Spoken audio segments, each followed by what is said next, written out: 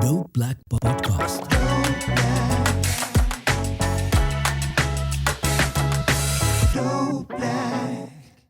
Good morning, good afternoon, good evening, whenever it is that you're listening to this. This is the Dope Black Dads podcast, and my name is Umar, also known as the Kank.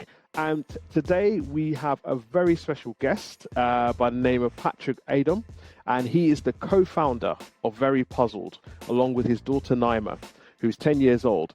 And together they, and I'm sure a lot of you have probably got these puzzles in your house already, and if you haven't, by the end of this, you need to make sure you go out and buy it. But together, what they've done is their jigsaw puzzles are being sold everywhere. So you can buy it in John Lewis, in Waterstones, London Transport Museum, Migration Museums. And to date, some of the milestones that they've had in terms of getting Very Puzzled in have included being stocked in those shops that I've just mentioned. They're stocked in over 60 stockists in 10 different countries.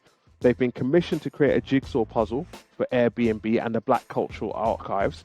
It has nearly 300 Trustpilot reviews, nearly 7,000 Instagram followers.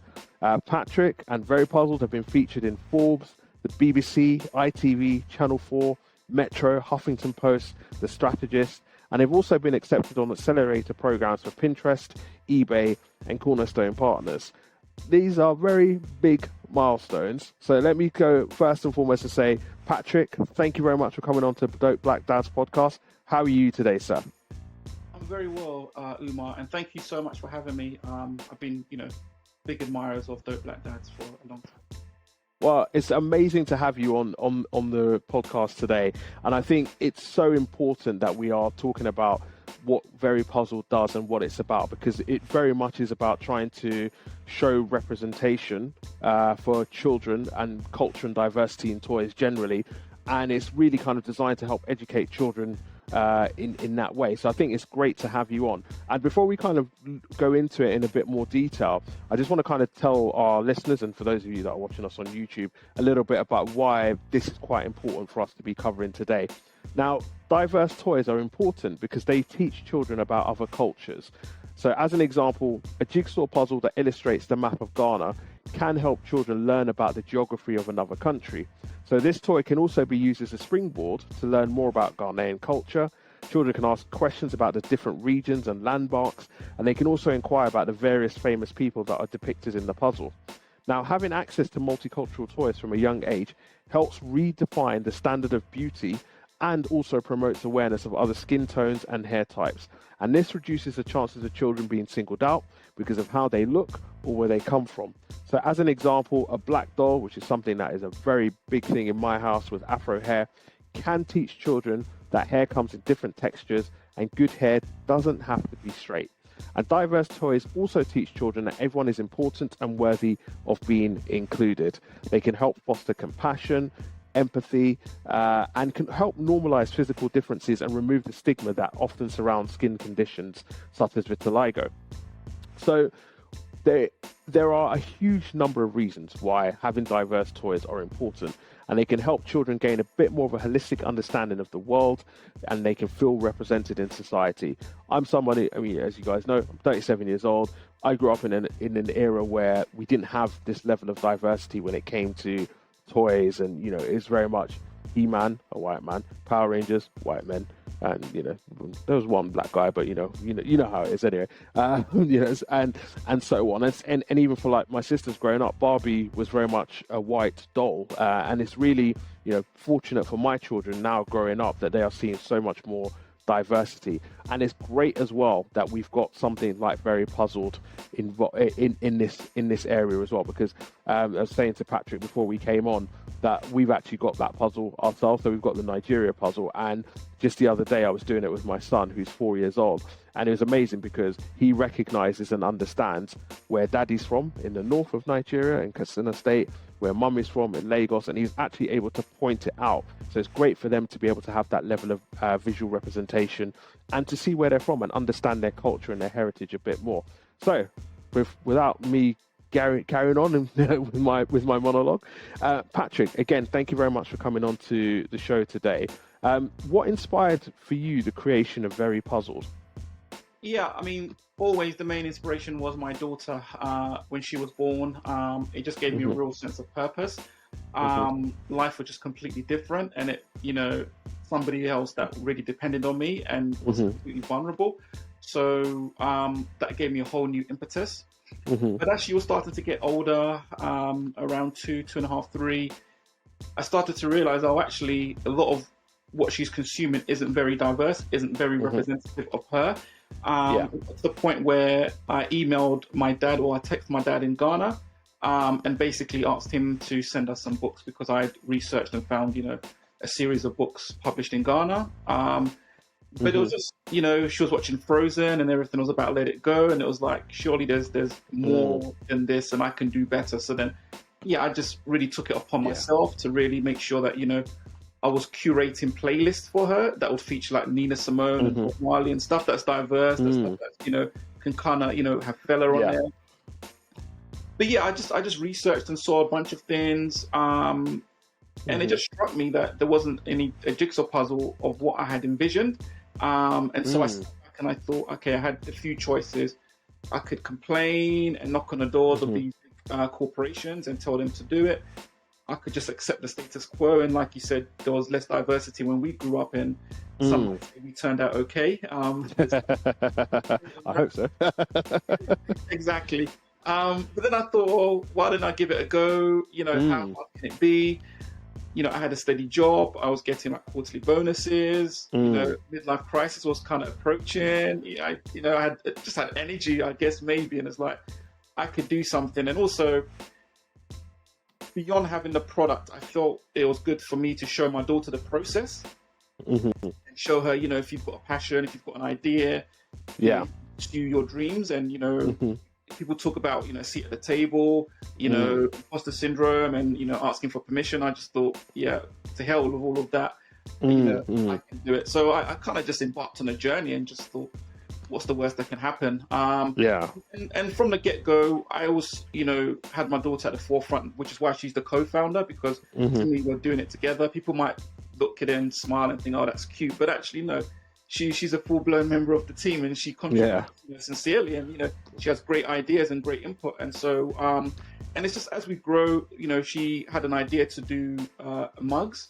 And so I basically helped her to develop that, and we sold it to you, and it's like, okay, that's your money then. And so we're just learning a lot of things together, and we're developing, and I feel that I'm learning it just as much as she is. And so really, it's looking back and being grateful on the journey, and just thinking, okay, what have we accomplished, and the impact that we've made, I think, on people's lives, because we're actually in people's homes. And so when people want to spend quality time with their children, they might bring out one of our products, and it's like, oh wow, actually we're having a real meaningful impact. So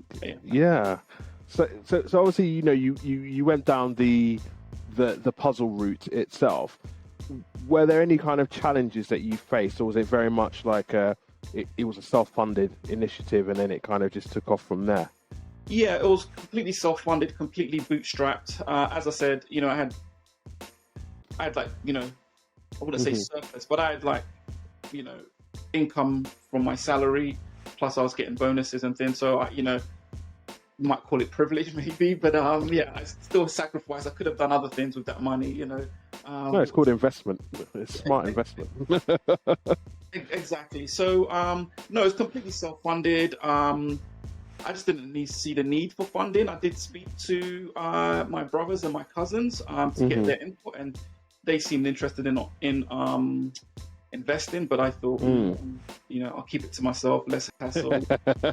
Yeah, true that. But I really appreciated their feedback, because that was like, okay, that was a good touch point that they believed in it. It's like, okay, cool, there's something here.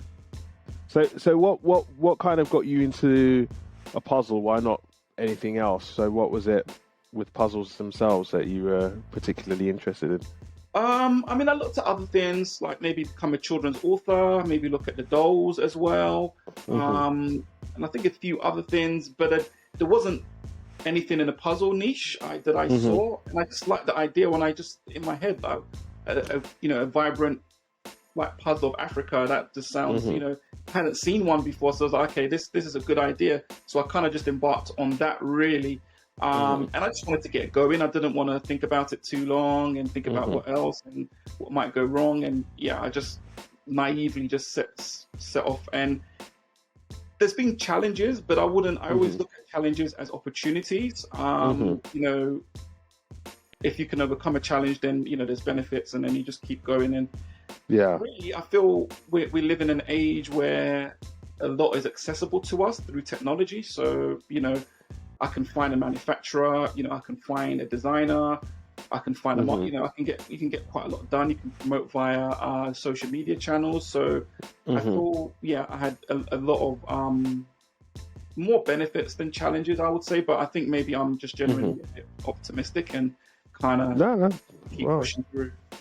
Yeah, I mean, well, that certainly comes across. And I think, you know, looking at, as I said at the start of this, you know, we've got the Nigeria puzzle in our house. So it's very much, and we actually, we're planning on, in fact, we gifted it to one of our nieces, well, two of our nieces actually, so sisters. So we gifted it to them last Christmas actually. And we want to do the same with our niece and nephew who live in Australia now. So it's kind of important for them to still have that idea and kind of understand their heritage a bit more and whatnot. And I think it's just a great thing because when you look at the puzzles themselves, obviously we've got the Nigeria one, but I think what I love about it and what my kids love about it is the fact that it has like various landmarks that represent the different states in Nigeria, and kind of got the famous people. I know, you know, there's a nice picture of Fela that's in there, and kind of the different music and food and stuff. So when you were kind of coming up with all of this, I mean, how much was your daughter's influence in terms of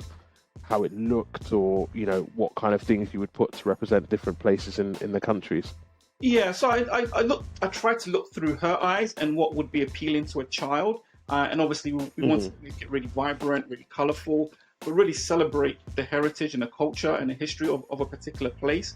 And there was lots of different facets. But really, I think we try and distill everything down and keep it really simple and really straightforward, so that really a child can really get into it.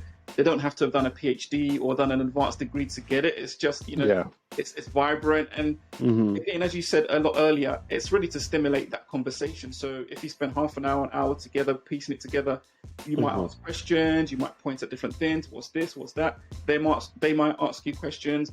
You know, you might put a bit of Sade or Fela in the background, and then you kind of, but slowly, you know, you're kind of not indoctrinating, but you're kind of acclimatizing them to, you know, this is the music, this is, you know, notable people from, you know, your background, you know, here's Anthony Joshua. So really it's kind of like an affirmation in a subtle way. They can say, oh, I can see somebody like me from the same background as me that has really gone on and done notable things, has been a world beater, and they can celebrate that, but also they can take, you know, inspiration and comfort in that. Actually, okay, I can also do great things, I can also achieve. And so it's all of that, but it's supposed to be subtle, and just you don't even notice it, and it's just you're having fun and you're just talking and you're just really just, you know, enjoying time together with your loved ones above and beyond anything else. But everything else just then, you know, kind of wash over you and kind of, you know, seep in without being intrusive. Yeah. So I mean, for you, obviously, you know, you got your, you know, you have your 10-year-old daughter. How important is it, do you think, for children to be able to access, you know, culturally diverse toys, and especially in your case with, you know, very puzzles and stuff? You know, how important is it from your perspective of that? I think it's very important. I can't stress it enough, and that's key for me. Above and beyond that, also, I think just quality time is also super important. So I think just spending time, and however you do that, some people do that by cooking with their loved ones, or you know, walks and exercises. Others do it by, you know, other forms of entertainment and media. But it's really, you know, just sitting down or whatever you do that you spend that time. But yes, once you've done that, then you want to have an element of that diversity, that inclusiveness, that representation. And it isn't wholly from you know, a Black African Caribbean background. It's for, you know, white English parents as well, whether they're you know, or Polish or whatever they might be. It's good for them also to embrace diversity and also, you know, see a representation of you know, diversity around them, because I think when you don't see that, you get a clear message, even without anybody telling you anything. So if you only see, you said, one, standard of beauty or one, criteria for success, then you start, you subconsciously pick that up. Oh, okay, I'm not meant to be successful, or no one like me is ever successful. And you kind of start to internalize that. And then obviously that's got to be undone. And I know there's a cliched quote, it's easier to fix, or it's easier to help the child and fix the man, or the broken man. So you want to start early and kind of, build that confidence, build that self-awareness. And if this can help in some way, which I think it does, then that's great. And obviously there's, other toys and there's other mediums that can also to give. Yeah, I mean, I get a very strong sense of, from my perspective, of somebody who's very much in touch with their culture and their identity, and obviously being Ghanaian and kind of what that means. How much of that would you say your parents' influence came about, and how did they, without obviously all these toys that you've now created for this generation? So how would you say your parents helped in that regard? Yeah, I mean, I was actually born in Ghana, so I emigrated here. So I think spending my formative years up till 7 in Ghana, then you're just immersed in the culture there. Everybody's Ghanaian, everybody's black. It's just and it's a monolith, as it were. And you're not privy to racism as you are here. So it was different. I mean, when I moved here, maybe I wasn't so keen on my background, and it wasn't so African back then. And my mum would insist on speaking in Tree to us, but we would answer back in English. And so I've lost the accent and things, so you might not notice it now. But no, I think, we just had rice and stew every day, and then jollof on special occasions. So I get what you mean, because I think growing up, because I grew up in East London, and I remember very much, probably until I went to university, you kind of were rejecting all things African, because I think it just wasn't the cool thing. And I remember growing up in the 90s, especially, kind of post Live Aid and everything, people thinking, oh, this is what Africa's about. And you kind of, in a way, you disassociated yourself a little bit. And obviously for you grew up in Ghana for a number of years and then kind of coming over here. And I think a large part of that is to do with people's lack of education and understanding of what it meant to be African. And I think in the last probably 15 or 20 years, suddenly it has become very much the done thing of, actually, no, we're very proud of where we come from, and we're very proud of our heritage, and our cultures is what makes us who we are, and kind of re-embracing that. And I remember as well, obviously I think this is pre-pandemic, the year of the return, for example, to Ghana, that massive thing of people going back to Ghana and kind of getting in touch with their roots. I think it's it's obviously such a different time now that we live in. But with the, I mean, obviously, we acknowledge different cultures and differences themselves, but from parents that have bought the puzzles from yourselves, from the various stockists, I mean, what kind of feedback have you been getting from them about these puzzles? We've had really great feedback, and it's really, really humbling. I mean, some of the ones we just didn't really expect. So a lady bought a puzzle for her granddad, who's Jamaican, in his 90s, and suffers from dementia. And so, one of the things, that brings him out of his shell is talking about, his childhood and growing up in Jamaica. So by using our map, that kind of stimulates, him being more, talkative and, kind of engaging in the show. And like she emailed me and was like, oh, wow, that's like a real, tearjerker moment. It's like something that you've envisioned, you've executed on, and that's the result. And we hadn't even thought about that sort of a result, that sort of a response. And then there was a Nigerian woman, and she just randomly was in John Lewis, and she saw our puzzle, and she's like, I wasn't even expecting this, I wasn't even looking for this. I bought two, I'm gonna go back and buy more. And she lived in Welling Garden City, so Hertfordshire, I think. So it's not something to come about in Welling. So it's just those kinds of anecdotal kind of feedback really humbles us, but also makes us know that we're on a right path. We've done something worthwhile that's impacting people's lives, and really just encourages us to say, okay, what else can we do? How can we improve what we've done, and just deliver more of an impact to more people, really. So, because I know, like, with your current, with the puzzles, I know, for example, there's a Nigeria one, the Ghana one, Jamaica, I believe, Ethiopia, and there's a one whole of Africa continent itself. Are there any plans to kind of expand and include other countries, or even go into other avenues of children's toys education? Yeah, no, absolutely. So we're going to keep expanding the puzzle range because we get emails, when you're going to do like Zimbabwe, we should do Ivory Coast, where's Grenada. So we get just requests all the time, which is, again, really humbling that people, have that sense to want to be represented and see, their heritage. So we've kind of tapped into something. So we're going to continue that and add other products to that range as well. And we've expanded to maybe less diverse puzzles, like of England, Scotland, and Wales, and that sort of thing. So again, we're just going to continue with that and other products. We're mostly focused on physical goods. So I feel one of my things with my daughter was limit screen time as much as possible. I was just one of those parents. I just was adamant against screen time.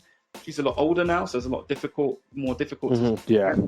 I embrace IT, but I just thought at a certain age, let's talk, let's go for a walk, let's just do stuff that's, not sitting in front of a screen. So we like the idea of like physical products that families can actually, gather around and, really kind of come together and, spend quality time together.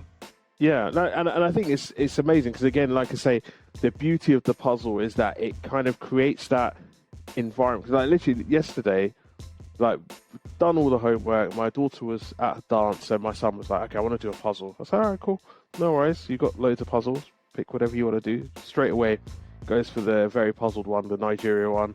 It's okay, cool. Let's go through that because we did it. Like, he likes to do it every week. He'll like to just get it out, and and he's very.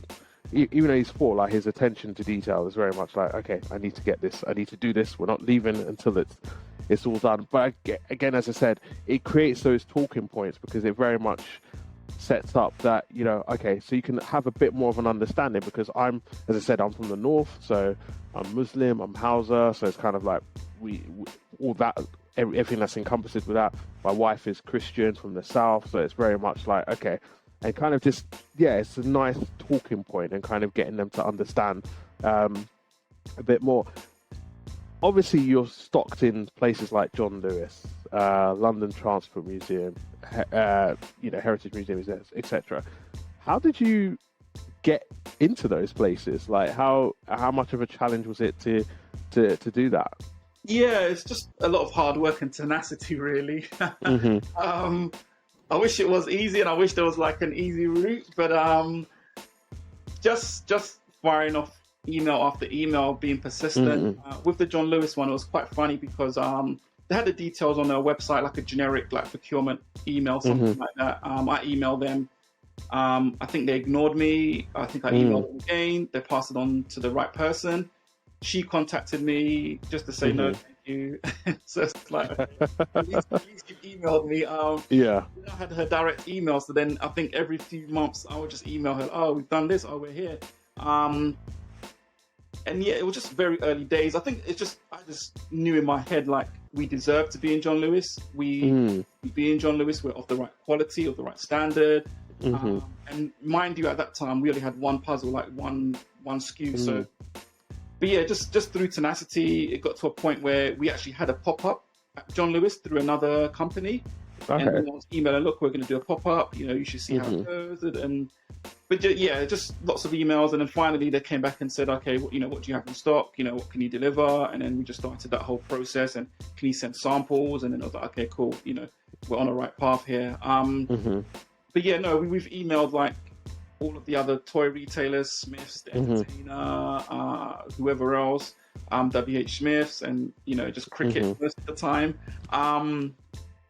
But it's just a ongoing process. Just keep going. Again, Waterstones, we emailed them, tens of times, just ignoring.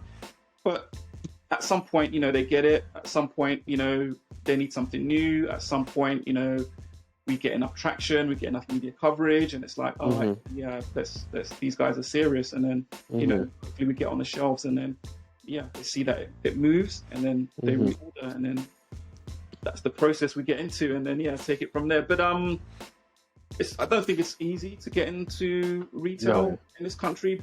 What has helped me, what has sustained us, is the black-owned businesses. They were a lot of our early initial adopters, so we could just drive around London to the different shops like Diverse, Pantry, New Beacon Books and things, and they would support us, and then again they would sell out, they would call, they would order more, and then we just got a pattern, and so that kind of started to give us a strong foundation from which to build from. So yeah, I mean, it's not maybe for the faint of heart, but it's not impossible. You just keep going, really. No worries, cool. So as we kind of round up this podcast, I mean, what would you say to parents or people generally who are looking for ways to kind of teach their children a bit more about their culture and their heritage? What words of advice, obviously apart from buy your puzzle, because definitely go out and buy the puzzle, I highly recommend it, but what would you say to kind of encourage parents and others to kind of learn a bit more about cultural heritage and where the kids are from and stuff? Yeah, I mean, just start from wherever you are. There's no right or wrong with any of these things. To me, it's about the quality time. Everything else comes above after that. I think children have their own sense. They're very inquisitive. So if you kind of let them lead, they will ask you things. And some families, it's cooking, so they'll try different recipes every week, and then you can learn about different countries, whether it's your own. You can learn about, like in Nigeria, like moi moi, and then Austria. But even doing that, you're immersing yourself in the culture, in the food, and the other things. So you'll start from wherever you are. Start with whatever really works for you. There's no right or wrong. Just do it. There's a lot of research that's available. There's a lot of material online. So you can't really go wrong, I don't think. Cool. Well, Patrick, thank you so much for coming on the Dope Black Dads podcast. Really appreciate it. And as I said, Patrick's puzzles are available in any decent retail stockist. We've listed them already. Places like John Lewis, Waterstones. You can go out there and get them from there. There's lots of different puzzles: Jamaica, Africa, Ethiopia, Nigeria, Ghana. Christmas is coming up. Makes a great Christmas present. I'm telling you now. Gifted it to my nieces last year. They loved it. Still playing with it. We're still playing with ours. So make sure you kind of go out there and get it. But Patrick, thank you so much, and we're wishing you the very best of luck and for the future. And look forward to seeing even more puzzles, and hopefully you branching out into other things as well, and kind of giving us more of our kind of culture, our identity, and abilities to kind of teach our children through play the importance of them being them. So thank you very much. Thank you so much, Umar. Pleasure to be here today. Thank you. No worries. So thank you very much for listening to the Dope Black Dads podcast.